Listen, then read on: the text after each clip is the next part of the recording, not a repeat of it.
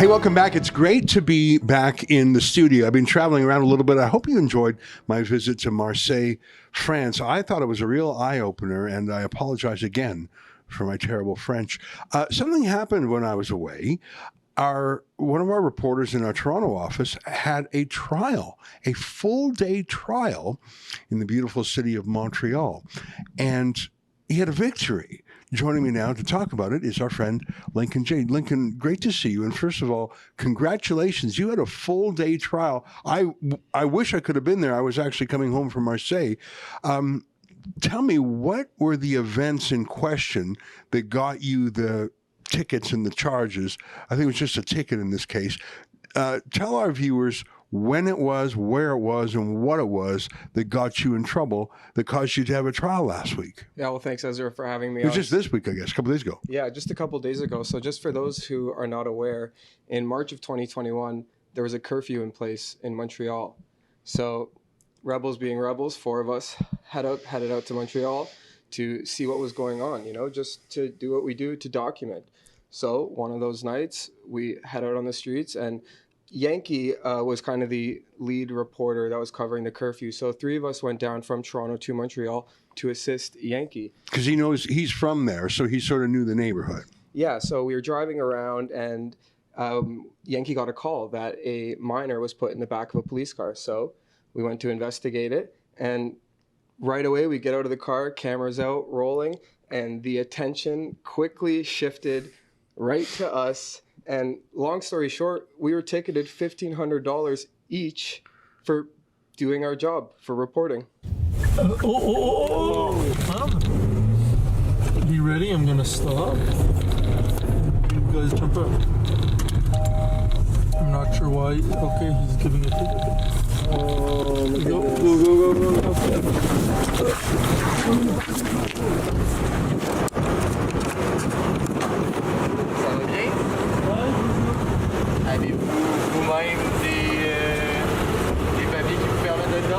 You speak English? Do you have any papers to allow? Yeah, we have papers. Okay, I'm gonna check them. Yeah, you can check them.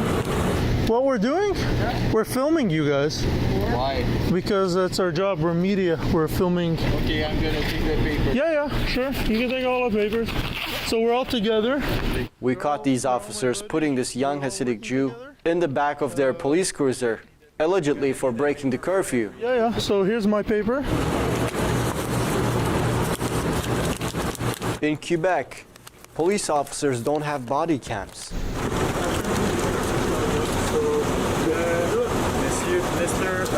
Yes, that's me. So these are your documents, Thank you. plus the COVID ticket that comes with it. So can you explain why you're giving tickets to members of the media? Is this you? Could you explain why you're giving tickets? Could you explain why you're giving a ticket to a member of the media? Because you're outside. Yeah, but I'm a member of the media. You know me. I don't know you. Oh, your colleague said he knows me. You but can contest it if you want. yeah, but why? I have a curfew note. I have a letter of the SPVM. I'm allowed to be out. Why are you giving me tickets to my coworkers? Not from the SPVM. What? The email is not from the SPVM? No, but the ticket is from us. So that was over 2 years ago, and I remember it was one of the harshest lockdowns in the world. I mean, Melbourne was terrible, Toronto was terrible, but a curfew, that's what you give to a child. A curfew, a lockdown is what you do in prison too. Imagine giving a curfew to healthy people, even to vaccinated people. Everyone was forced to stay home, like everyone was a prisoner or a child or something. But tell our viewers, because I remember thinking, how are we going to cover this curfew? Because naturally, to cover it, you would break it. But there was a special legal exemption for reporters. By the way, I don't think anyone should have been under the curfew. I think anyone can be a reporter. But there was a special journalistic exemption, wasn't there? Yes, correct. So with that being said, we were given a letter, right? Written from yours truly to permit us to be outside so that if the cops did hassle us, did pull us over, whatever the case may be, we could simply show this document that essentially should be permitting us to be outside. Yeah. Now, anybody who lived in Montreal who experienced that curfew, they can tell you, I'm sure they'll agree with me when we say, It was very creepy. It was very eerie, and it was dead silent on the streets of The Montreal. busiest streets. You could stand there and look all the way down both sides and not see a car. Let me just give a few more facts about that letter. That when we looked to do reporting on the curfew, we immediately checked the law. We wrote to the police saying that we would be going, and I downloaded that form from the government of Quebec. They had an official form. They called it an attestation, if I recall, where the president of a journalistic organization, in this case me, had to give a letter of attesting that, hey, this guy really is a journalist. He really is doing reporting. Here's my phone number if you have any questions. It was like I had the right to deputize you to give you a permit, really. And I didn't make this form up myself. I literally downloaded it from the provincial government's website. And so we really followed the law. In fact, we started emailing in advance the police to say, hey, we're coming, we're sending our people, everything's kosher. We had name tags, we had all these things. You showed that to the cops, but they didn't respect that. No, they did not respect that. And right away, we showed them the documents, and I'm not sure if they were calling this, their boss, essentially, what they were doing, but it's freezing cold outside, kept us outside on the sidewalk, on the street for almost up to 30 minutes, and just to ultimately let us go, but with a $1,500 ticket each, $6,000 for all of us. So you fought that, and the other journalists involved, I think their trials are yet to come. And this is the crazy part, because they were giving out tickets willy-nilly, and they were in the heat of the battle. The curfew was new. The cops didn't maybe know the rules and the law, and everything was sort of fly by the seat of the pants. But that was 2 years ago. Here we are in 2023, summertime. The police had a chance to reconsider, the prosecutors. This actually went to a full court hearing with a judge, with a prosecutor, with a translator, with a clerk, with you, with your lawyers. It's astonishing to me that the government of Quebec felt that this was a priority for their justice system. There are real crimes in Montreal, even violent crimes. People are in jail. But they took, well, I want you to describe for our viewers how much time, how much resources for this stupid ticket.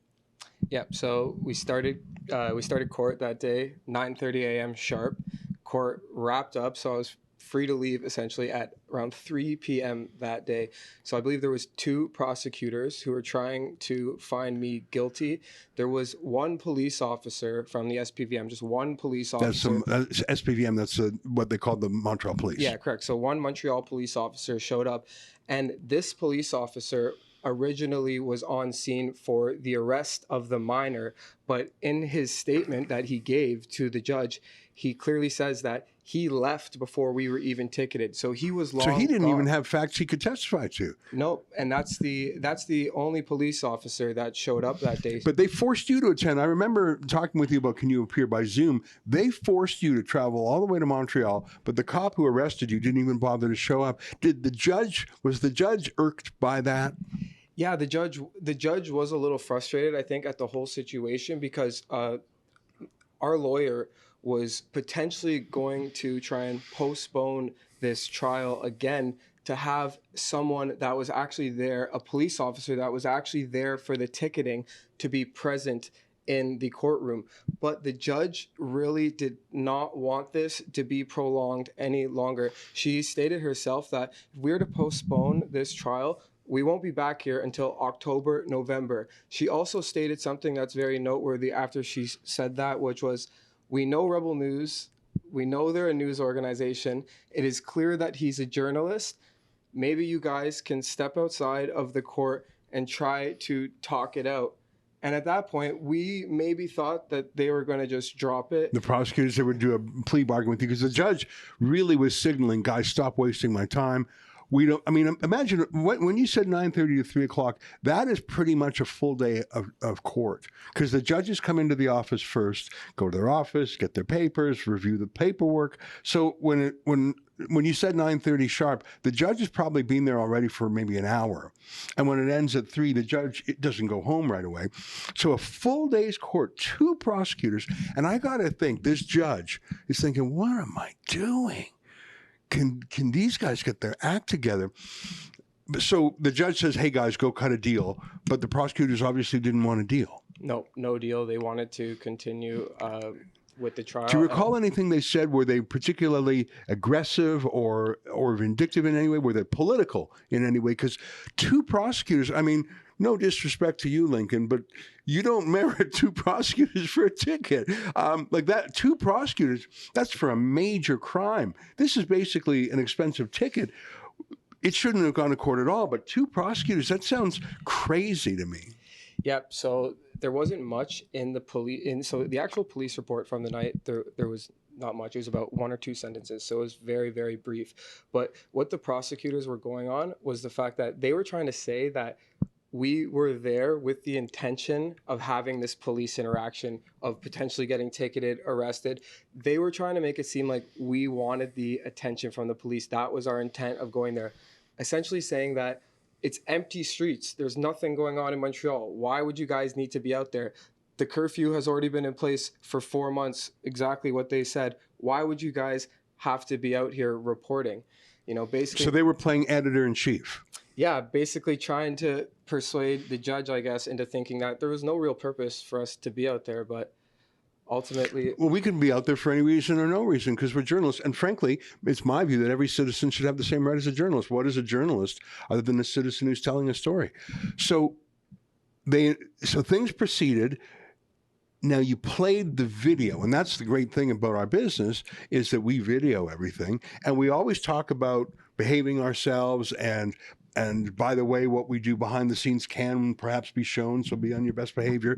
Tell me how that went down, because it sounds like the prosecutors thought, we'll play their footage and we'll make them look really bad, but that sort of backfired on the prosecutor, didn't it? Yeah, this was very interesting. So we had the intent, which we did initially, was we had specific time codes from the video to play in court, because it's about a 13-minute video. So we wanted to just get right to the point and show the time codes that we thought were necessary. So we played those time codes, and the prosecutors responded with, we would like to see the whole video. I guess some views, some opinions are expressed in the video, and they thought that was going to, I'm assuming that they thought that was going to work in their favor. But what ended up happening is by playing the whole video, it essentially backed up every single claim or statement that I made. So it ended up working perfectly. And to add to your point, the video doesn't lie. So It was the best piece of evidence. Yeah, and I would imagine in most cases a judge doesn't have that kind of video of a crime.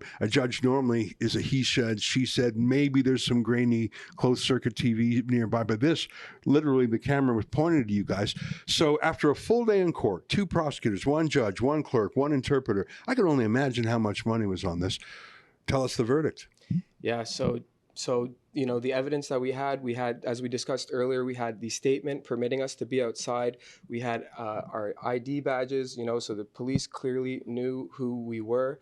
And long story short, the judge read the verdict at the end and essentially called us essential media, said it is essential for us to be out there.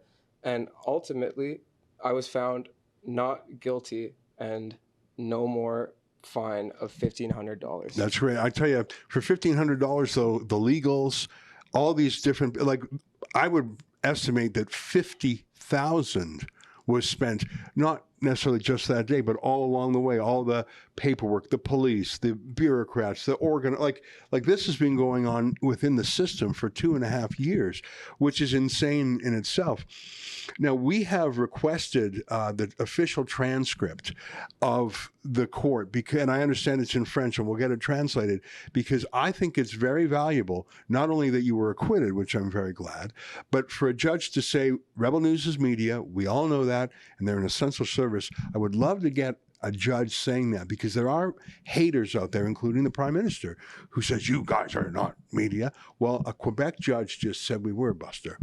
So listen, congratulations. I'm sorry that you had to drive out to Montreal. You have to spend a full day there, drive back. You know, the economically rational thing to do would have just been pay the ticket, but we stood on principle here. And I've been through trials before. They can be stressful. They're interesting. In a way, it's fascinating, all these important people talking about you and what you did. But it's terrifying also because everything you said and did is being examined slowly. And you were just saying things in the spur of the moment, and now it's being really examined. It's a stressful thing, but to be vindicated in the end, tell me how that feels. Yeah, it felt amazing. We were really happy with the result. You know, it's a long process, as you mentioned, so you're kind of unsure at certain times how it's going to go. But by the end of it, we felt really confident because we knew we had the right to be out there. We showed all of our evidence. The prosecutors really did not have much at all on us. Well, the chief cop didn't even show up. And so no police officer there to testify against us, nothing. So we really thought at the end of it that unless this judge has some sort of bias against Rebel News, there's no way that we can be found guilty in this case. And it worked out in our favor. Well, justice was done. It took a long time, but justice was done. That's a good feeling. And frankly, it increases your confidence in the justice system just a tiny bit. Just a tiny bit, because sometimes you can lose faith in it. Well, listen, congratulations on your win. We do have plenty more tickets. I think you mentioned Yankee. I think he has 4 more tickets, and there were other people there that day. Well, listen, congrats. And I just wanted to give that news to our viewers because I thought that was so important. So great to have you back. Great to have the win. And when we get that transcript, we will share it with our viewers. Stay with us. More ahead.